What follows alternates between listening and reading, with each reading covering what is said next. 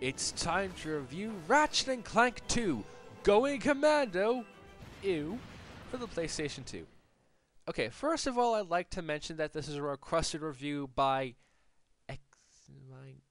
Okay, I'm not even gonna try and pronounce that name, but thanks for the request anyways.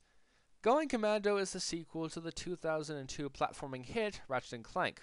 Originally released in 2003, Going Commando introduced several new gameplay elements such as upgradable health and weapons that would become staples in the series for years to come.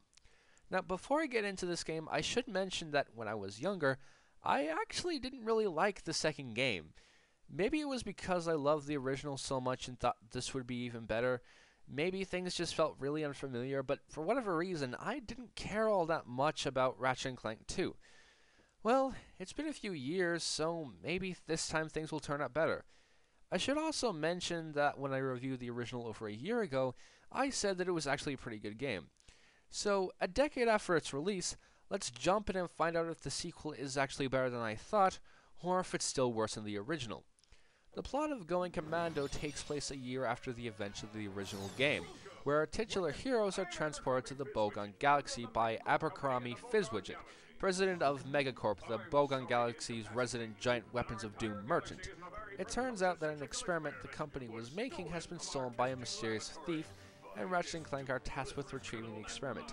And so they set off on a mission that may very well determine the fate of the entire galaxy.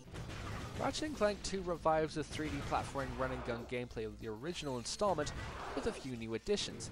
The X button jumps, square attacks enemies with Ratchet's Omni Wrench, circle attacks your enemies with whatever weapon is equipped, holding triangle it lets you choose your weapon or gadget from the quick select menu, holding R1 allows you to crouch, and you can activate a first-person mode by holding L1.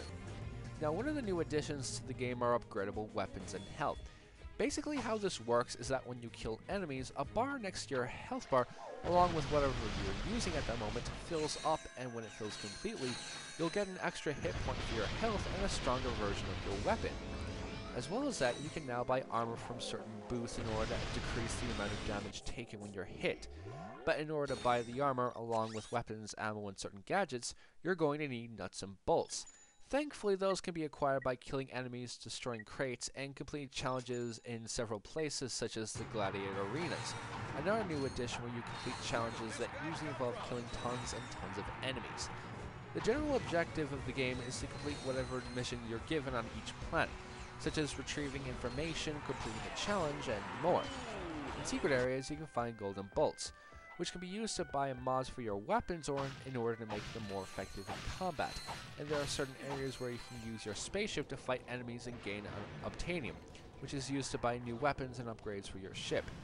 Now, while we're on the subject of being charged for things, one of the major annoyances with this game, for me anyways, is that everyone in the whole goddamn galaxy charges you for everything, and they're not cheap. New magnet boots, 10,000 bolts. New information that can unlock the next level, 25,000 bolts, good sir. For crap's sake, even a computer charges you 10,000 bolts just for some info. Seriously, what kind of nutty world do these people live in where even computers that don't need money and aren't going anywhere with it charge you that damn much? As well as that, some of the first game's issues are still around. There's still weapons you pay a ton for that actually don't help out that much in the long run. Like the spider bomb, which I figured was just this game's version of the Agents of Doom, but is actually a remote control explosive out of a James Bond movie. Which might be useful if this was a James Bond game, not a run and gun game where you have to keep moving if you don't want to snuff it. And the game's checkpoints are still as sparse as ever, meaning that if you die, you have to go back a very, very long way, which can result in a ton of frustration.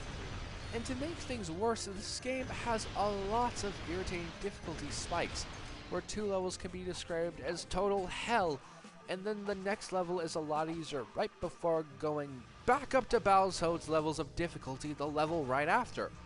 It's frustratingly inconsistent, and it tends to ruin what actually is, at heart, a pretty damn good game. The graphics, like the first game, are pretty damn good. The environments are detailed and varied. The game is colorful, the characters have different and unique designs, and the animation of the cutscenes is as great as always. and as usual, it's a blast to quite literally blast the hell out of the enemies with giant guns of doom, as there's something just really satisfying about destroying a whole continent of mercenaries and robots with just a rocket launcher and a machine gun. On the subject of guns, the idea of the nanotech upgrades is actually really clever, as it gives the game an RPG element and gives a purpose to backtracking, since you can make yourself stronger in terms of health and weapons for the next time the difficulty spikes again.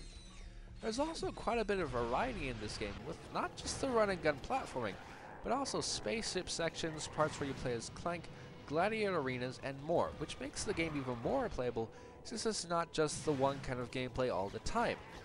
As well as that, there are a lot of new gadgets which add a lot of variety to the platforming. The gadgets from the first game, like the grind boots and swing shot, return, but there's also new gadgets such as the tractor beam, the machinery activating dynamo, and more that bring all sorts of inventive platforming sections to the game. In fact, if I'm being completely honest, this game actually has the best platforming set pieces and sections out of the entire series, or at least the PlayStation 2 games, since I haven't played much of the future games. In conclusion, Ratchet Clank 2 Going Commando, is a lot better than I remember it being, and is in general a very solid game with damn good graphics, a lot of variety, clever nanotech upgrades, loads of new gadgets, the best platforming sections in the series, and loads of fun blasting the everlasting hell out of enemies. However, the checkpoints are quite far away from each other, there are still useless weapons, everyone in the game charges you ridiculous amounts of money for even the smallest of things, and there are very bloody annoying difficulty spikes. Overall, Ratchet Clank 2 gets a rating of damn solid. A pretty damn good game with a few very good aspects and some really awful ones. And now, since I've reviewed the first two games in order, I suppose it would make sense to review Ratchet Clank 3, right? Well, we'll see how things go for that. But if I can say anything, hopefully this won't take a year to make this time around. In any case, I'll see you for the next video. Well, only winner of the Gladiator games, this guy. You're now eligible for our championship series. Come back and fight again for big cash prizes.